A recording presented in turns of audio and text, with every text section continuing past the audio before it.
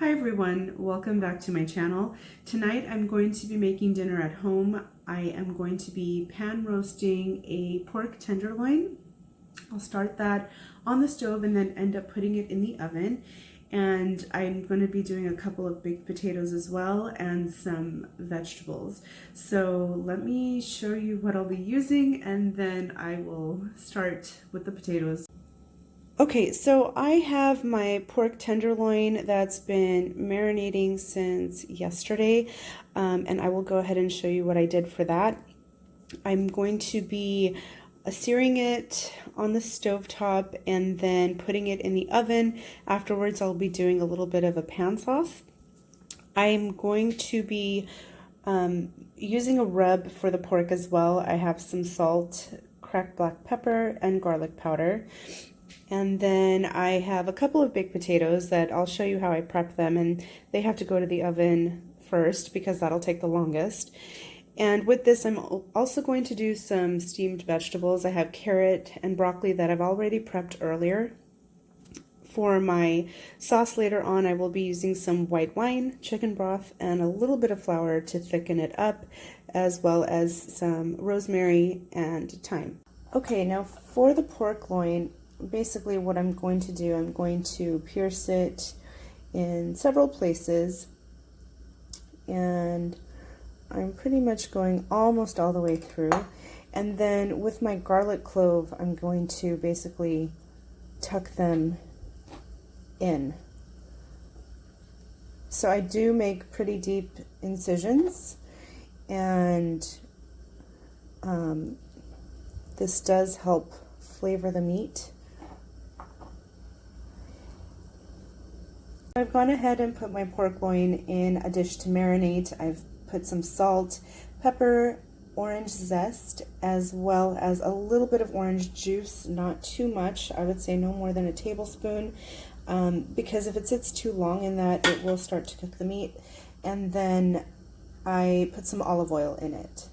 And I do just want to kind of get this all coated, so I do kind of rub the marinade all over, and then I'll let this sit in the fridge a few hours, or you can do this a day in advance.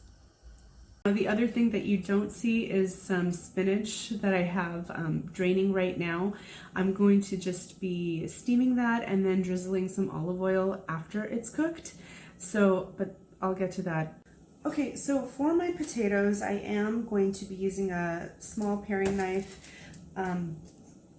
to make a little vent in them so they don't explode in the oven. And you could do this with a fork. This is just how I choose to do it. And my oven is preheated at 425. I'm gonna take some olive oil and basically rub it on the skins.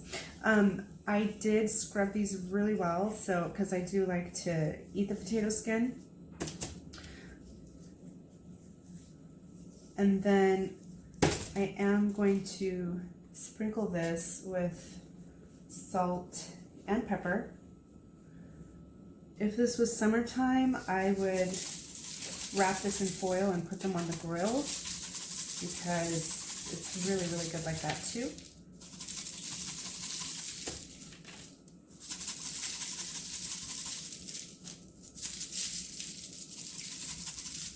And then they're going to go in the oven for about an hour. Okay, so for the pork, because my pan really isn't wide enough to hold the whole piece, I did go ahead and cut it in half, and I patted it dry a bit. I went ahead and mixed the salt, pepper, and garlic powder, and now I'm basically going to sprinkle this on and let this kind of sit before I put it in the pan. And if you're just taking it out of the fridge, you do want to let it come to room temperature anyways, so it would be a good time to do this. Oh.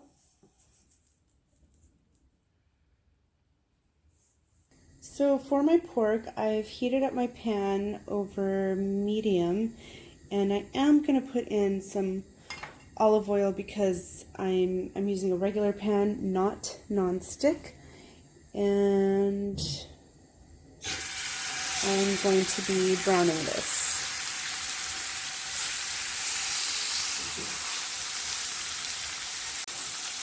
And to the pan I will be adding my rosemary and my thyme, so it'll be hanging out in there.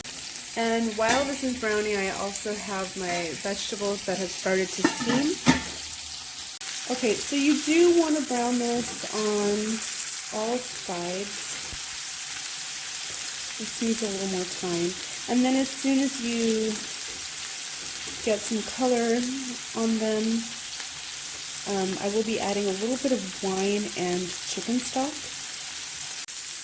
And when I mean brown on all sides, I do mean all sides. So even if you need to stand the meat up and get the ends, go ahead and do that.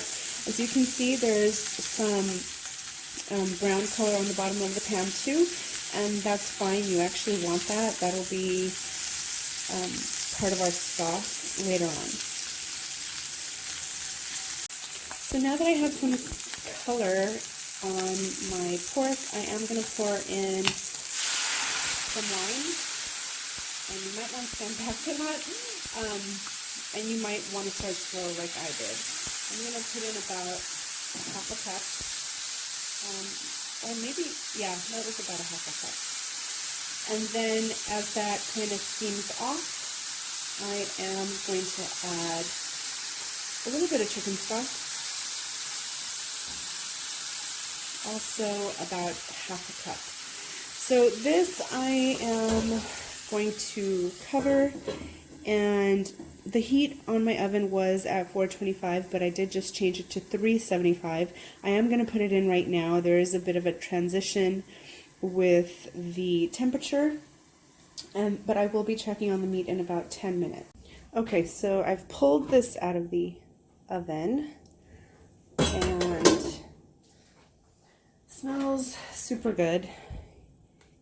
And when you press on it and it's not like super spongy, that means it's fully cooked. So I'm actually going to transfer this to my cutting board and cover it with a piece of foil. And I'm going to remove this that's been cooking already, and I'm going to add a fresh sprig of each.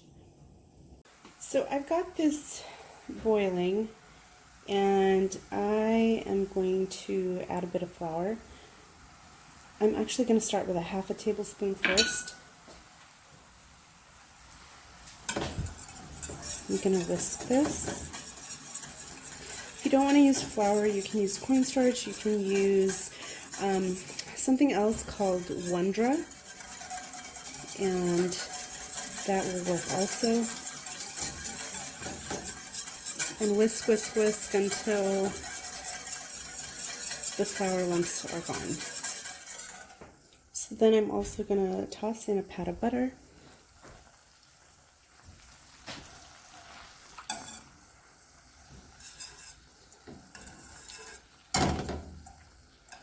I did add some hot water as well, because I tasted it and it was a little salty. I knew that was going to happen though.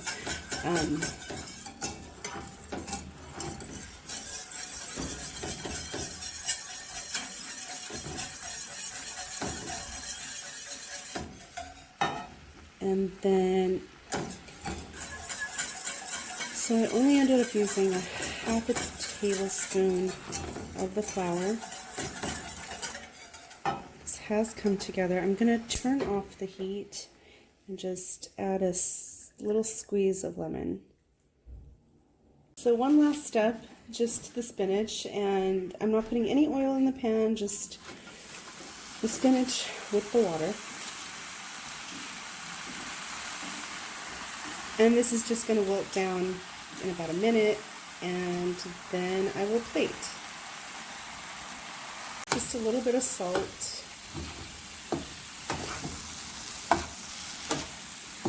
And this is done. One more thing is going to be my extra virgin olive oil, just a little bit for some flavor. thank you so much for watching. I will have described down below the recipe for the pork. The vegetables and the potatoes are pretty self-explanatory, but if you do have any questions, please feel free to reach out to me. Please remember to like and subscribe to my channel, and I will see you next time. Bye.